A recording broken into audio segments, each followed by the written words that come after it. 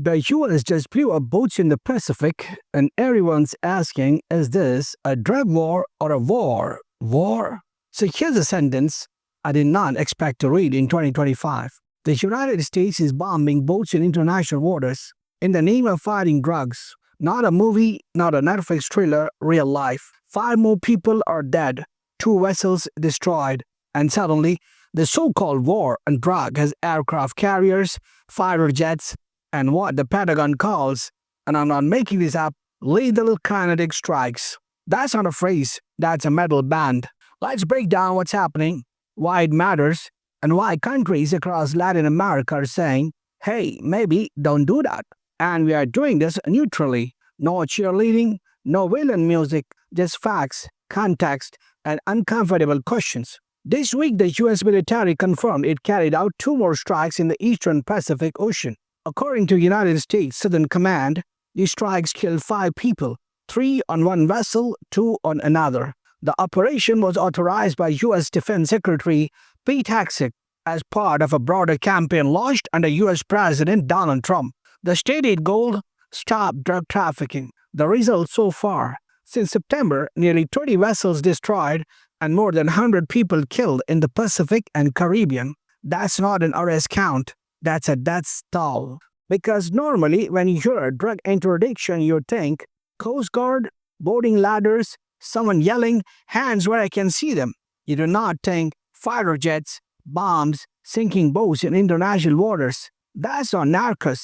That's Top Gun DEA edition. The U.S. military says the people killed were male narco-terrorists. That's a phrase, narco-terrorist. But here's where it gets complicated. So far, Washington has not publicly released evidence showing that all of these vessels were actively involved in drug trafficking, or that lethal forces was the only option. And that matters, because under international law, destroying civilian vessels and killing people outside of active combat zones raises very serious legal questions, especially when there are reports, still under scrutiny, that a second strike may have targeted survivors clinging to debris after an earlier attack. If confirmed, legal experts say that could cross into the territory of war crimes. Again, allegedly, under investigation, but concerning enough that people are paying attention. Now let's zoom out.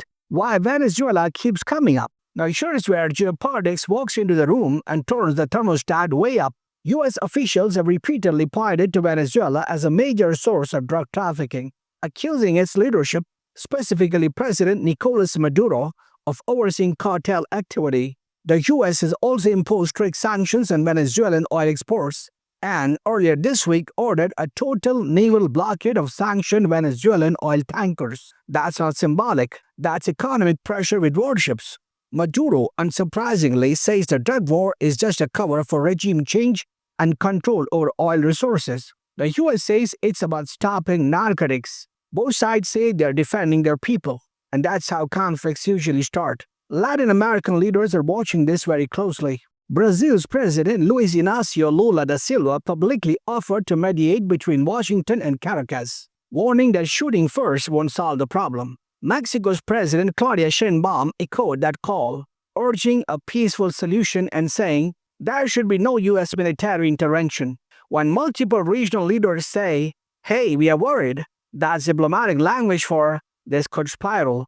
According to reporting, the U.S. has now deployed roughly 15,000 personnel, 11 warships, including an aircraft carrier, and F-35 fighter jets to the region. This is reportedly the largest U.S. military buildup in Latin America in generations for a drug operation. Again, neutral observation, that is a level of force usually associated with state-to-state conflict, not law enforcement. And here's the uncomfortable part. If this works, if sinking boats becomes an accepted tool of drug policy, what's the limit? Who decides which boat is guilty? What happens when intelligence is wrong?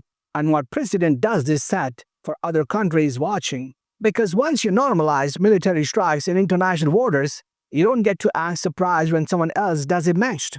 Okay, so why this matters beyond politics? This isn't just about the US and Venezuela. It's about international law, rules of engagement, civilian protections, and how far governments can go in the name of security. The war on drugs has been going on for decades. Drugs are still here. But now the war part is becoming very literal. Right now, investigations are ongoing. Allegations are being reviewed. Diplomacy is being offered. The USA is protecting its borders. Critics say it's crossing dangerous lines. Latin America is asking for dialogue, and the world is watching. Because once bombs replace arrests, the conversation changes, and the question becomes very simple and very serious. Is this a drug war or the beginning of something much bigger? Stay informed, stay critical, and stay calm. I'll see you next time.